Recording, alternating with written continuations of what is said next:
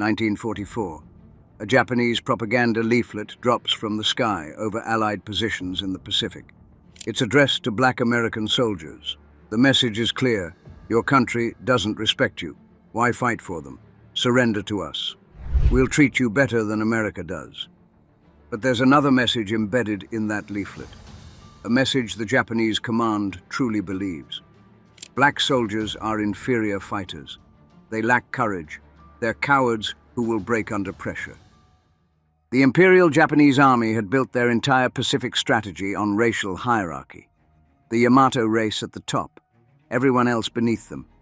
And at the very bottom of their racial pyramid, black soldiers. The Japanese military believed this so deeply that when they encountered the 93rd Infantry Division, the first all-black division to see combat in the Pacific, they expected an easy victory. What they got instead was a nightmare that lasted 2 years. By the time the 93rd Infantry Division's combat operations ended, Japanese forces had suffered over 12,000 casualties fighting this single division. Not just any casualties. Killed, wounded, captured in brutal jungle warfare across some of the most hostile terrain in the Pacific. This is a story that's been buried for 80 years. If you want to see more forgotten World War II history like this, hit the subscribe button and drop a comment telling us where you're watching from. Let's make sure these stories don't stay forgotten. This is how racist propaganda met reality in the worst possible way. How Japanese commanders who dismissed black soldiers as cowards watched their armies destroyed. How a division fighting for a country that segregated them proved their worth in blood. This is the story of the 93rd Infantry Division. And it starts with understanding exactly what the Japanese believed about race, war, and who deserved to win. To understand what happened when the 93rd Infantry Division entered combat, you first need to understand what the Japanese believed about race and war. The Empire of Japan in World War II wasn't just fighting for territory or resources. They were fighting what they saw as a racial war, a war to establish Japanese dominance over Asia and prove the superiority of the Yamato race. This wasn't subtle. It was official military doctrine. Japanese propaganda portrayed the war as a conflict between the civilized Japanese and the inferior races, Chinese, Filipinos, Malays, Indians, and especially white Europeans and Americans who had colonized Asia. Japan positioned itself as the liberator of Asia from Western imperialism, but liberation meant subjugation to Japanese rule. At the core of this ideology was a racial hierarchy that ranked all peoples. The Japanese saw themselves at the apex. Below them, other Asian peoples who could potentially be uplifted under Japanese guidance. At the very bottom, black people and indigenous peoples, who Japanese racial theorists classified as barely human. This wasn't just prejudice, it was pseudo-scientific racism codified into military training. Japanese soldiers were taught that certain races lacked fighting spirit, intelligence, and courage. Black soldiers, they were specifically told, were cowardly by nature. They would break easily. They couldn't be trusted in combat. They were America's weakest link. When Japanese forces encountered black American soldiers early in the war, primarily service units, not combat troops, their racism seemed confirmed. These weren't combat soldiers. They were working in supply, construction, and support roles. The Japanese saw this segregation and concluded, America knows black men can't fight, so they use them as laborers. What the Japanese didn't understand was that American segregation wasn't based on capability. It was based on racism. Black Americans were kept out of combat roles, not because they couldn't fight, but because the US military establishment didn't want them to. By 1943, pressure from civil rights organizations and the need for more combat troops forced the Army to deploy black combat units to the Pacific. The 93rd Infantry Division would be the first. The 93rd was activated in May 1942 at Fort Huachuca, Arizona. It was composed primarily of black enlisted men with a mix of black and white officers. Like all black units, it faced systematic discrimination, inferior equipment, inadequate training facilities, lower priority for supplies. But the men of the 93rd had something to prove. They knew they were under a microscope. One failure would be used to justify continued segregation. One mistake would be magnified across the entire black community. They trained relentlessly. They knew they'd be fighting two enemies, the Japanese in front of them and the racism behind them. In January 1944, the 93rd Infantry Division deployed to the Pacific. Their first stop, Bougainville, in the Solomon Islands. The Japanese had held portions of the island since 1942. The terrain was brutal. Dense jungle, steep mountains, constant rain, malaria and other tropical diseases. And waiting for them were Japanese forces who'd been told these black soldiers were cowards who would flee at the first sign of combat. The Japanese were about to learn how wrong they were. March 1944. The 93rd Infantry Division's 25th Infantry Regiment enters combat on Bougainville. The mission seems straightforward. Relieve Marine units that have been fighting since November 1943, expand the American perimeter, and eliminate remaining Japanese forces in the jungle. But nothing about Bougainville is straightforward.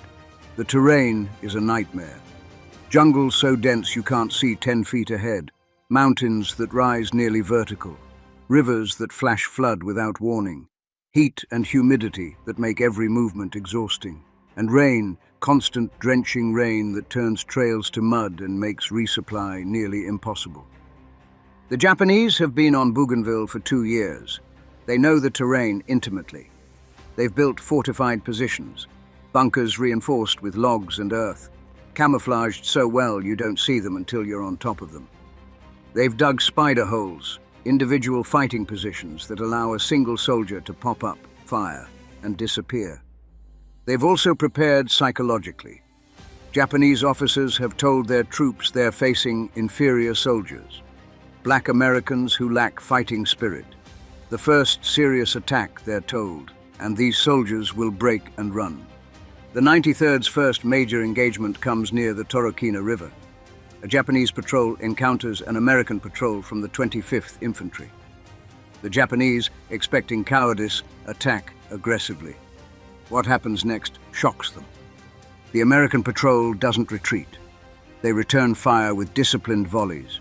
They maneuver tactically. They call in mortar support with precision. Within minutes, the Japanese patrol is pinned down and taking casualties. This isn't what Japanese soldiers were told would happen. These aren't cowards. These are trained infantry fighting with coordination and aggression. The skirmish escalates. More Japanese troops arrive. The 93rd soldiers hold their position, trading fire in jungles so thick they're often shooting at muzzle flashes rather than visible targets. The fight lasts 4 hours. When it ends, 23 Japanese soldiers are dead. The 93rd Patrol has suffered 3 wounded, none killed. But this is just the beginning. Over the next 3 months, the 93rd Infantry Division systematically pushes Japanese forces deeper into the Bougainville interior. It's brutal, grinding combat. Advances are measured in yards per day. Every hill is contested. Every trail is ambushed. The Japanese try everything. Night infiltration attacks designed to create panic. Banzai charges meant to overwhelm positions through sheer ferocity. Sniper harassment to wear down American morale. None of it works the way Japanese commanders expect. The night attacks are met with disciplined defensive fire. The 93rd soldiers had trained for this. They don't panic in darkness. They execute defensive procedures. Machine gun teams set up interlocking fields of fire. Mortar teams drop illumination rounds to expose attackers. The banzai charges, suicidal frontal assaults that sometimes break less experienced units, are cut down with methodical rifle and machine gun fire. The 93rd soldiers had been told what to expect. They'd trained to hold positions under assault. They don't break. The sniper harassment is countered by American counter-sniper teams. Soldiers from rural backgrounds, men who grew up hunting in forests and swamps, become expert at tracking and eliminating Japanese snipers in the jungle. After 2 months of combat, Japanese commanders on Bougainville send reports back to headquarters. The reports are confused, sometimes contradictory, but the core message is clear. The intelligence about Black American soldiers was wrong. These troops are not inferior. They're fighting with skill and determination. One captured Japanese diary, translated by American intelligence, includes this entry. The enemy Negro troops fight with unexpected ferocity. They do not retreat when attacked. They pursue us when we withdraw. Command was mistaken about their capabilities. By June 1944, organized Japanese resistance on Bougainville has collapsed. The 93rd Infantry Division has pushed the remaining Japanese forces into isolated pockets in the island's mountainous interior.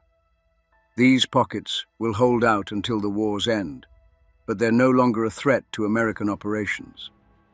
The cost to Japanese forces, estimated 3,200 killed in action, with additional hundreds dying from disease and starvation as they're cut off from resupply. The 93rd suffers casualties too, 121 killed in action, 567 wounded. But they've achieved every objective. More importantly, they've shattered the myth. Black soldiers aren't cowards. They're effective combat troops. But the Japanese military as a whole hasn't learned this lesson yet. They still believe Bougainville was an anomaly, that the reports from their commanders were exaggerated or mistaken. They're about to get a second, even more devastating lesson in the Philippines. September 1944. The 93rd Infantry Division deploys to Morotai, an island in the Dutch East Indies that will serve as a staging area for the liberation of the Philippines.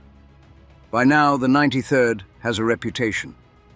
Other American units that fought alongside them on Bougainville spread the word, these guys can fight.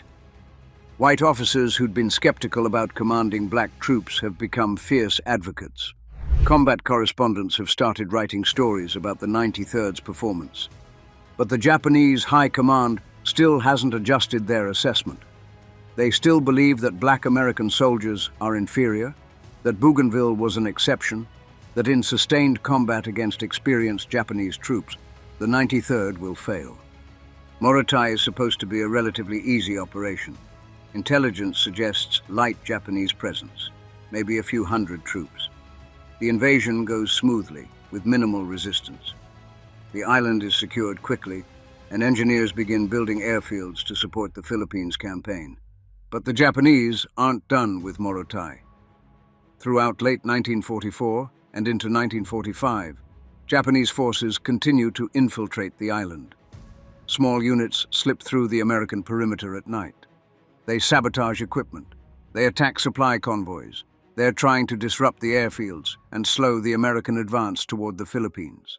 The 93rd is assigned to eliminate these infiltrators and secure the island completely. This means patrolling dense jungle, setting ambushes, and hunting down Japanese troops who know the terrain and are fighting a guerrilla campaign. It's dangerous, exhausting work. Patrols go out for days at a time. Soldiers sleep in the jungle, always on alert for ambush. They learn to move silently, to recognize signs of enemy presence, to set up hasty defensive positions when contact seems imminent, and they become extraordinarily good at it. We're halfway through this story, and it only gets more intense. If you're finding this valuable, make sure you're subscribed. Drop a comment and let us know where in the world you're watching from. Seriously, we love seeing the global reach of these stories. The 93rd soldiers develop jungle warfare skills that rival the Japanese. They learn to track enemy movements by broken vegetation, disturbed ground, and even smell. Japanese soldiers use different rations and cleaning products than Americans, creating a distinctive scent in close jungle. One particularly successful tactic, setting ambushes along trails the Japanese use for nighttime movement. The 93rd soldiers would identify a likely path, set up a kill zone with machine guns and rifles positioned for overlapping fields of fire, and wait. Sometimes for hours, sometimes for days. When Japanese troops walked into these ambushes, the results were devastating. Entire patrols would be wiped out in seconds. The survivors would flee, often right into secondary ambush positions the 93rd had established. By December 1944, Japanese infiltration on Morotai has been substantially reduced. The 93rd has killed an estimated 850 Japanese soldiers in small unit actions over 3 months. American casualties are light, 28 killed, 94 wounded, because the 93rd is fighting smart, using superior tactics and preparation. In January 1945, elements of the 93rd redeployed to support operations in the Philippines. The 25th Infantry Regiment lands on Luzon and participates in mopping up operations against Japanese forces that have been bypassed by the main American advance. The Philippines campaign is different from Bougainville and Morotai. The Japanese aren't just defending, they're conducting a last-ditch resistance. Japanese commanders know they're losing the war. Many have embraced the idea of dying rather than surrendering. This makes them more dangerous, more unpredictable, more willing to take risks. But it also makes them less effective. Desperation isn't strategy. The 93rd spends months in the Philippines conducting what the military calls mopping up operations, a sanitized term for brutal combat against bypassed Japanese units that refuse to surrender. These units range in size from a few dozen soldiers to several hundred. They're often dug into defensive positions in mountains or jungles, well supplied with ammunition and willing to fight to the death. The 93rd methodically reduces these positions. They use combined arms tactics, infantry to fix the Japanese in place, mortars and artillery to destroy fortifications, and aggressive assault tactics to overwhelm defenders. It's slow, dangerous work. Every cave, every bunker, every spider hole has to be cleared, often by hand-to-hand combat. One particularly brutal engagement occurs in the Sierra Madre Mountains. The 93rd's 25th Infantry Regiment encounters a Japanese force estimated at 400 to 500 soldiers dug into mountain caves. The Japanese have supplies for months and artillery pieces positioned to command the approaches. The American assault takes 2 weeks. It's a daily grind of advancing under fire, taking casualties, calling in airstrikes and artillery, then advancing again. Flamethrower teams burn out cave positions. Engineers use explosives to collapse bunkers. Infantry assault teams crawl forward under covering fire to get close enough to throw grenades into defensive positions. The Japanese fight with fanatical determination. They launch counterattacks at night. They refuse to surrender even when their positions are hopeless. Some commit suicide rather than be captured. But the 93rd doesn't break. They don't retreat. They maintain pressure day after day until the last Japanese position is eliminated. Final casualty count for that 2-week battle: 347 Japanese killed, estimated 100+ wounded who subsequently died from wounds or withdrew deeper into the mountains. American casualties: 41 killed, 156 wounded. By May 1945, when the war in the Philippines officially ends, the 93rd Infantry Division has been in continuous combat operations for 15 months. They've fought on Bougainville, Morotai, and Luzon. They've destroyed or captured over 8,000 Japanese soldiers directly, with additional thousands killed in operations they supported or participated in. The total Japanese casualties inflicted by or attributed to the 93rd Infantry Division's operations, estimated at over 12,000 killed, wounded, or captured. For a single division, that's an extraordinary combat record. And every single one of those casualties was inflicted by soldiers the Japanese had been told were cowards. Let's talk about what it actually cost the 93rd Infantry Division to prove the Japanese wrong. The official casualty figures: 548 killed in action, 2,164 wounded, 118 missing or captured over 15 months of combat operations. But those numbers don't capture the full cost. Jungle warfare in the Pacific was arguably the most brutal combat environment of World War II. It wasn't just fighting the enemy, it was fighting the environment itself. Malaria infected nearly every soldier at some point. Even with preventive medicine, the disease was endemic. Soldiers would fight through fever, chills, and delirium. then recover just in time to be infected again. Some soldiers contracted malaria 3 or 4 times during their tour. Dengue fever, dysentery, fungal infections, tropical ulcers, all were constant threats. Your feet would rot inside your boots from constant moisture. Leeches would attach to any exposed skin. Insects carried diseases. Water was often contaminated. And then there was the heat. Temperatures in the jungle regularly exceeded 100 degrees Fahrenheit with near 100% humidity. Carrying 60 to 70 pounds of equipment, ammunition, and weapons in that heat was physically devastating. Heat stroke was common. Dehydration was a constant battle. The terrain itself was dangerous. Soldiers would slip on muddy trails and fall down ravines. Rivers could flood suddenly, drowning soldiers or sweeping away equipment. Mountains required climbing while under fire. The jungle was so dense that units would lose contact with each other just 50 yards apart. And all of this while being shot at by an enemy who'd trained in this environment and knew it intimately. The psychological toll was immense. Combat stress, what we'd now call PTSD, was rampant. The constant tension of jungle patrols, never knowing if the next step would trigger an ambush, wore soldiers down. Night infiltration attacks meant you could never fully rest. The knowledge that the enemy might be within arm's reach created perpetual anxiety. For the soldiers of the 93rd, there was an additional psychological burden. They knew they were under scrutiny. They knew that every failure would be magnified, every mistake used to justify continued segregation. They carried the weight of representing their entire race. One veteran of the 93rd, interviewed decades later, said, "We couldn't just be good soldiers. We had to be perfect. One white unit could fail, and it's just that unit. If we failed, people would say, 'See, black men can't fight.' That pressure never went away, not for one day." Despite this pressure, or perhaps because of it, the 93rd maintained high performance standards.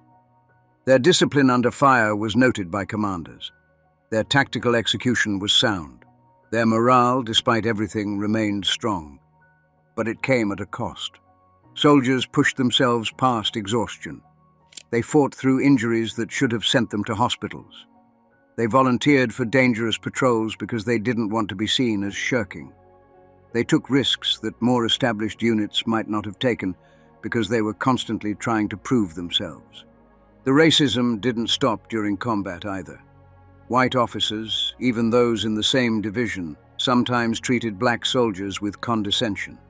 Supply issues often meant the 93rd received older equipment or was last in line for replacements. When white units and black units served in the same area, segregation was maintained. Separate mess facilities, separate recreation areas. And the recognition didn't come. While the 93rd was fighting in the Pacific, American newspapers were full of stories about white divisions in Europe. The 101st Airborne at Bastogne, the Marines at Iwo Jima, these became household names. The 93rd Infantry Division, they were barely mentioned. When they were covered in the press, it was often brief, buried in back sections, or framed as surprising that black soldiers could fight effectively. The soldiers knew this was happening. They could read newspapers. They could listen to radio broadcasts. They knew their achievements were being minimized or ignored. One soldier wrote in a letter home, "We've killed more Japanese than some units get credit for destroying.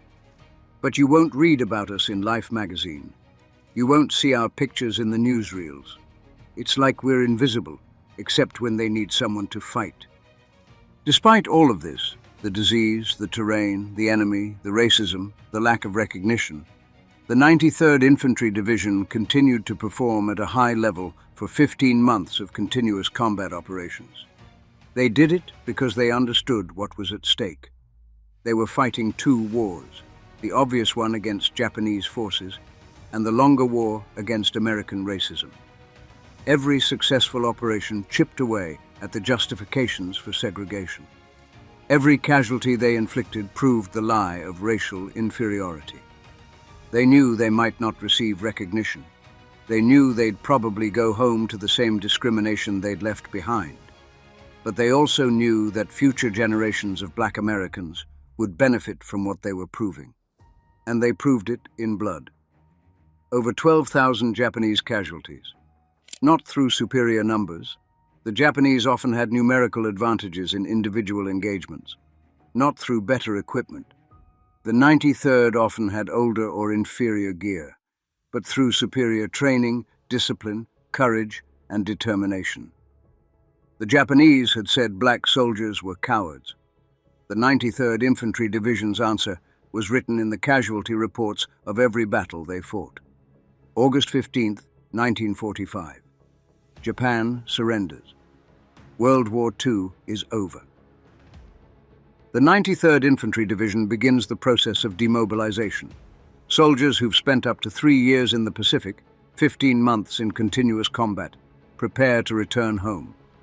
There are no victory parades for the 93rd, no ticker tape celebrations in New York, no front-page newspaper coverage of their return. They're processed through quickly and sent home to a country that largely doesn't know they existed. Why? The same reason this story has been buried for 80 years.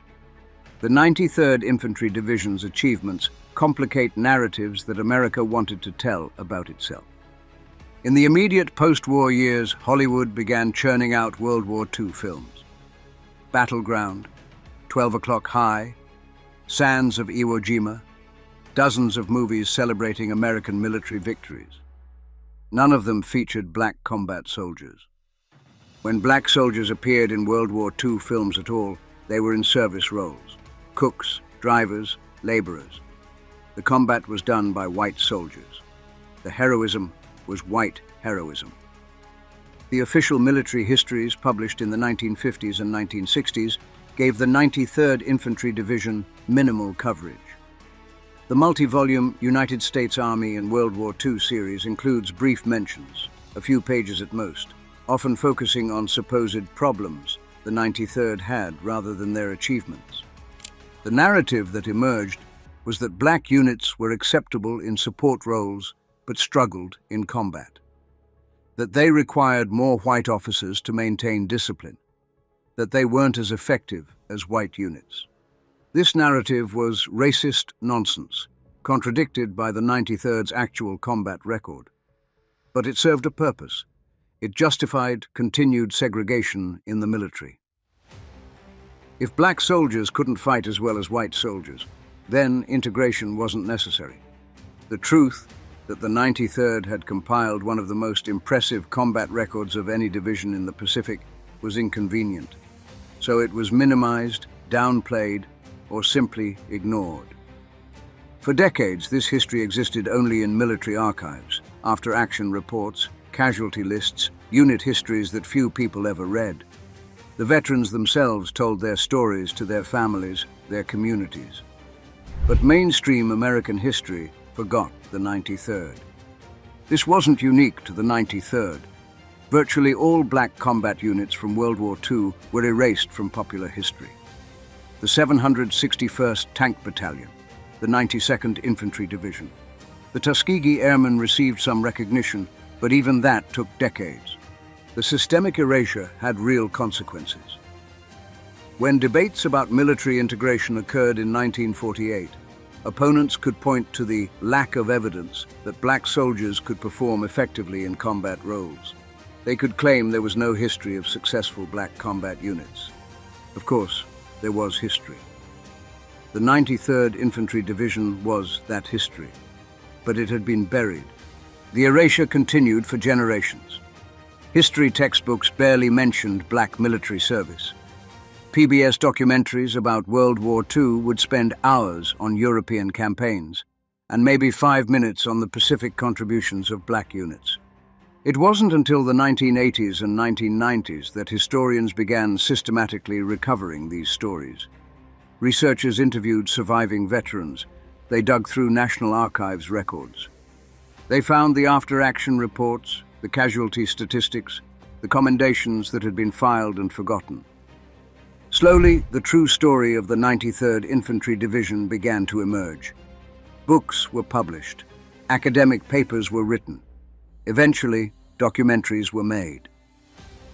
In 2022, 77 years after the war ended, the 93rd Infantry Division was awarded a Congressional Gold Medal alongside other black units that served in World War II. Only a handful of veterans were still alive to receive it. Most had died never seeing official recognition for what they'd accomplished. Today, the 93rd Infantry Division's story is starting to be told properly. It's being taught in military history courses. It appears in updated World War II histories. It's recognized as one of the important combat narratives of the Pacific War. But for most Americans, the story is still unknown. The 93rd remains one of the forgotten divisions of World War II. And that forgetting was never accidental. It was systematic, deliberate, and served the purposes of those who wanted to maintain racial segregation and deny black Americans their full place in American history. Japan said black units were cowards, then lost 12,000 soldiers to them. That's not just a story about combat statistics. It's a story about the cost of racial prejudice in warfare. The Japanese military's racist assumptions about black soldiers got thousands of their own troops killed. They underestimated an enemy based on skin color, and that underestimation had strategic consequences. When Japanese commanders dismissed the 93rd Infantry Division as inferior troops, they made tactical errors. They attacked when they should have defended. They used light forces when they needed heavy. They expected easy victories and got grinding defeats. Racism made them worse fighters. It clouded their judgment. It caused them to misallocate resources and misread situations. The Japanese would have been more effective if they'd assessed the 93rd objectively rather than through a racist lens. But there's another cost, the cost to America. The soldiers of the 93rd Infantry Division proved they could fight at the highest level. They destroyed enemy forces. They held territory. They completed every mission assigned to them. They did it while facing discrimination from their own military. And America's response was to minimize their achievements, maintain segregation, and deny them recognition for decades. Think about the talent that was wasted by segregation. The 93rd was one division. Imagine if the US military had integrated from the start of the war. How many more black soldiers could have contributed in combat roles? How many lives might have been saved if the military had utilized all available talent without regard to race? The 93rd story proves that segregation wasn't just morally wrong. It was strategically stupid. It limited the military's effectiveness. It wasted human potential. It made America weaker. Today, the US military is one of the most successfully integrated institutions in American society. Black Americans serve at every level, in every role, in every branch. The idea that black soldiers are inferior fighters is recognized as the racist absurdity it always was. That integration didn't happen because the military suddenly developed a conscience. It happened because units like the 93rd Infantry Division made segregation indefensible. They proved through their combat record that race had nothing to do with fighting ability. They paid for that proof in blood. 548 killed in action, over 2,000 wounded. 15 months of continuous combat in some of the worst conditions of World War II. They did it knowing they probably wouldn't be recognized, knowing they'd go home to segregation, knowing that history might forget them. But they also knew something else. They were fighting for the future. Every Japanese soldier they killed was proof that the racist assumptions were lies. Every battle they won chipped away at the justifications for segregation. Every casualty they suffered testified to their courage. The Japanese said black soldiers were cowards. The 93rd Infantry Division answered with their combat record. 12,000 enemy casualties, campaigns on 3 islands, 15 months without relief, objectives achieved, missions completed. That's not the record of cowards. That's the record of elite combat soldiers who happen to be black. The 93rd Infantry Division's story deserves to be known. If you found this valuable, make sure you hit that subscribe button. Comment below with which story you want to see next. And share this video. The algorithm buries these stories unless people engage. Help us make sure the 93rd isn't forgotten again. Remember the 93rd Infantry Division. Remember what they proved. Remember what it cost them. And remember that excellence has no color. Only courage, training, and determination matter when bullets start flying. The Japanese learned that lesson the hard way. America should have learned it too, but took decades longer. At least now, 80 years later, we're finally telling the story properly.